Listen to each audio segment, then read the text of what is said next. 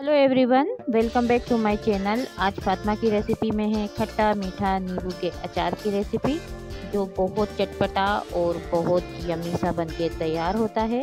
तो चलते हैं फ्रेंड्स रेसिपी की तरफ और आप लोगों के साथ शेयर करते हैं खट्टा मीठा चटपटा नींबू के अचार की रेसिपी। तो सबसे पहले मैंने लिए थे 1 केजी नींबू, जो सिंपल नींबू हैं। वैसे अचार के लिए हमें पेपर नींबू लेना चाहिए, जो जिसका छिलका पतला सा होता है पेपर की तरह, तो उन्हें कहते हैं पेपर लेमन। तो अचार के लिए वही ज़्यादा अच्छे होते हैं, लेकिन मुझे नींबू का खट्टा मीठा चटपटा अचार बहुत पसंद है, तो फिर मैंने ये सिंपल से ही ले लिए अचार के लिए, क्योंकि अभी पेपर लेमन आए नहीं है मार्केट में, इस वजह से। तो सबसे पहले मैंने लेमन को अच्छे से वॉश किया। वॉश करने के बाद इनको मैंने ड्राई कर लिया, क्योंकि हमें बिल्कुल भी पानी नहीं होना चाहिए, नहीं तो फिर हमारा अचार ख़राब हो जाता है। और फिर एक एक करके मैंने इनके छोटे छोटे पीस कर लिए। तो मैंने मीडियम ही पीस करे थे, ना ज़्यादा छोटे ना ज़्यादा बड़े। और पीस करती जा रही थी, साथ में इनके मैं बीज भी निकाल रही थी, क्योंकि अगर बीज रहते हैं तो फिर हमारा अचार कड़वा हो जाता है। और हम कितने भी इनके बीज निकाल लें, लेकिन एक दो बीज तो रह ही जाते हैं। तो बहुत सावधानी से हमें एक एक करके इनके सारे बीज अच्छे से निकालना है, नहीं तो फिर हमारा अचार कड़वा हो जाता है। तो फ्रेंड्स एक एक करके मैं सारे नींबू को कट कर लूँगी, और उसके बाद मैं इनमें नमक और हल्दी लगा के 3 से 4 दिन के लिए रखूँगी धूप में, जिससे कि हमारे नींबू अच्छे से गल जाएं। तो फ्रेंड्स कुछ लोग है ना लेमन को बॉईल कर लेते हैं, कुछ लेमन में स्टीम दिला देते हैं जिससे कि नींबू गल जाएं, लेकिन फ्रेंड्स इस तरह से नींबू का अचार कड़वा हो जाता है और ज़्यादा दिन फिर चलता भी नहीं है। तो अगर आप मेरी रेसिपी से नींबू का अचार बनाएंगे तो बहुत टेस्टी और चटपटा और अच्छा अचार बनके तैयार होगा, और कड़वा तो बिल्कुल भी नहीं होगा। तो बस मेरे सारे नींबू कट हो गए थे। अब इसमें मैंने डाल दी है 1 टीस्पून भर के हल्दी, और 2 टीस्पून भर के मैंने डाला है सफ़ेद नमक। तो हमारे नींबू नमक से ही गलेंगे।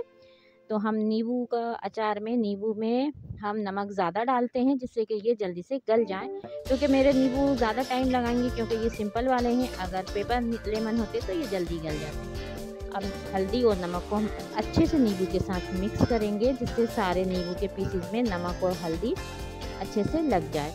तो मुझे ये 1 हफ्ता लगेगा इनको गलाने में। अगर ये पेपर लेमन होते तो 2 से 3 दिन में ये आराम से गल जाते, लेकिन बारिश का भी मौसम है, धूप भी बहुत कम निकलती है, तो थोड़ा सा टाइम लगेगा हमारे नींबू को गलने में। तो फ्रेंड्स मैं अच्छे से लगा के इसको कांच के जार में 1 हफ्ते के लिए रख दूँगी, क्योंकि धूप तो बहुत कम है। और इसके बाद फिर हम इसके गुड़ की चाशनी में इसको हम डालेंगे और फिर इसका अचार बनाएंगे। तो आप देख सकते हैं सारी हल्दी और नमक सारे पीसेस में देखिए कितने अच्छे से लग गई है। अब हम इसको रख देंगे 1 हफ्ते के लिए।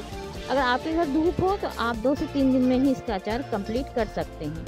तो फ्रेंड्स अब हम चलते हैं आगे, और अब इसको देखिए नींबू ये हमारे अच्छे से गल गए हैं। तो मेरे नींबू ने 1 हफ्ता लिया था गलने में। इसके बाद हमने लिए हैं कुछ मसाले।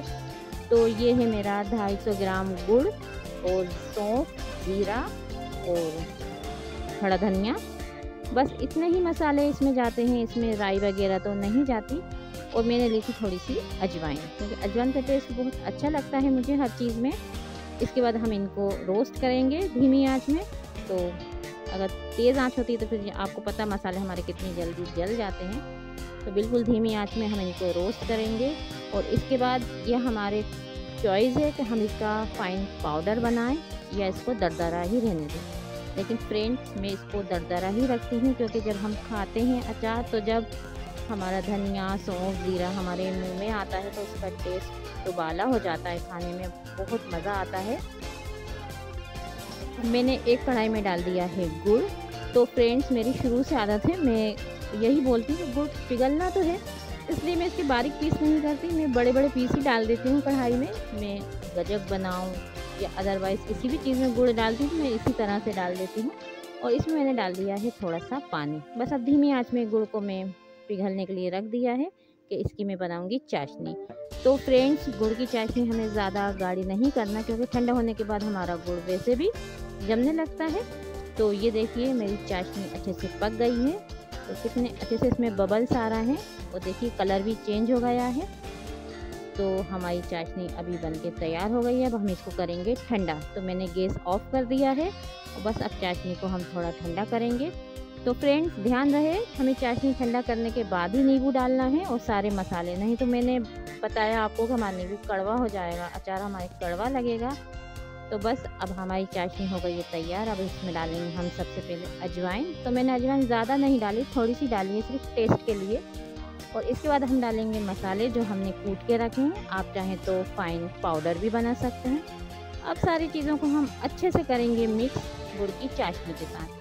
तो फ्रेंड्स नींबू का अचार इसी तरह से बनता है, तो आप लोग भी इसी तरह से अचार बनाइए और सालों साल ये ख़राब नहीं होगा। और मैंने डाल दिया है इसमें पिंक सोल्ट और 1 टीस्पून भर के मैंने डाली है लाल मिर्च। आप चाहें तो काली मिर्च भी डाल सकते हैं इसमें। अब सारी चीज़ें अच्छे से हो गई हैं मिक्स। अब इसमें हम डालेंगे नींबू जो हमने गला के रखे हैं।